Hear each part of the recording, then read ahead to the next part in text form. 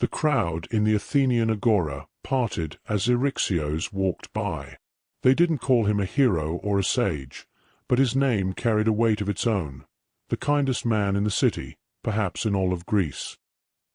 He was the one who fed the starving, clothed the destitute, and took in the homeless when even their own families turned them away. But this same man, so revered for his endless generosity, would one day sit alone in a crumbling house, betrayed by those he helped and mocked by the very city he once served. How could kindness, this most celebrated of virtues, lead to such ruin? The story of Eryxios is not just a tragedy.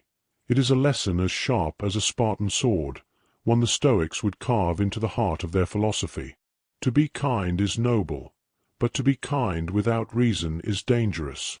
What if your compassion, unchecked, becomes your undoing? In the quiet halls of Stoicism, the virtues are clear: courage, justice, temperance, and wisdom. Kindness is woven into justice, but the Stoics demanded it be tempered by wisdom.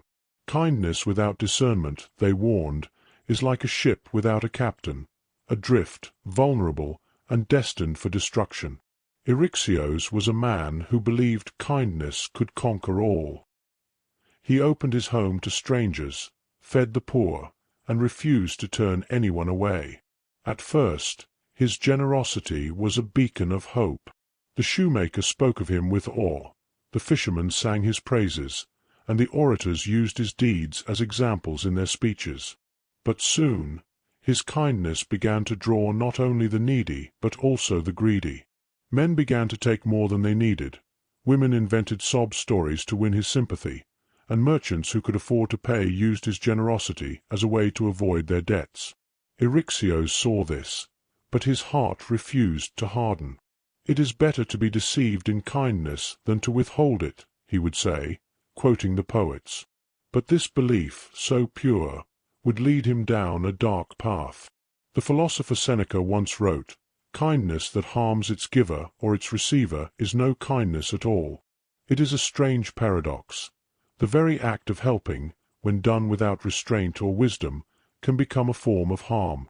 Eryxios's wealth dwindled, his reputation frayed, and his spirit began to crack under the weight of endless demands. One day, a man who had been a friend for years approached him for help, a loan to save his business. Eryxios gave freely, but when he sought repayment months later, the man denied the debt and accused Eryxios of exploiting his misfortune. This betrayal was the first of many. Soon others followed, sensing weakness in his unwillingness to say no. The city that once admired him began to see him as a fool, a man too soft to protect himself. The same people who praised him began to mock him, calling him Eryxios the Gullible. In contrast to Eryxios's downfall, the Stoic philosopher Cato offers a different model of kindness. Cato, known for his stern demeanor and unyielding principles, practiced kindness with precision. He gave to those who truly needed help, but his generosity came with boundaries. When a debtor once asked him for aid, Cato agreed, but only on the condition that the man would work off the debt. At first, the debtor protested. This was not the charity he had hoped for. But over time, he came to see Cato's wisdom. The work restored his dignity, and the repayment strengthened his character. Cato's kindness had not only solved a problem, but also elevated the man he helped. This is the balance the Stoics taught. Kindness is not about surrendering to every request or depleting yourself for others. It is about acting with justice and reason, ensuring that your aid uplifts rather than enables. Eryxios's story spread far and wide, not as a tale of virtue, but as a warning. The philosophers of his time used his life as an example of kindness taken to excess, a virtue distorted into a vice. Seneca, reflecting on such tales, wrote, "Generosity is a virtue, but it ceases to be one when it forgets reason." By the time Eryxios realized the truth, it was too late.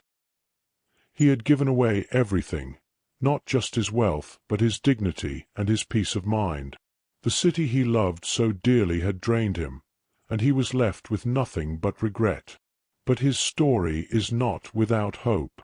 The Stoics believe that every failure, every misstep, is a lesson.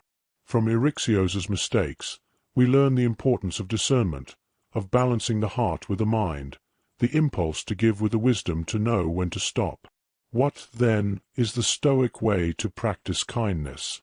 It is not about closing yourself off or withholding compassion.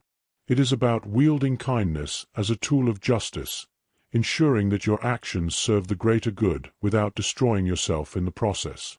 Picture kindness as a flame. In a controlled fire, it warms, it nourishes, it lights the way. But left unchecked, it burns everything in its path, including the one who kindled it. The Stoics challenge us to be the masters of our kindness, not its slaves. To ask, with every act of generosity, whether it strengthens or weakens, whether it uplifts or enables. Have you ever been caught between kindness and self-preservation?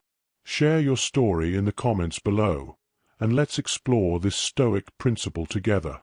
For more timeless wisdom that sharpens the mind and fortifies the soul, hit the subscribe button and join our journey into the philosophy of strength and reason.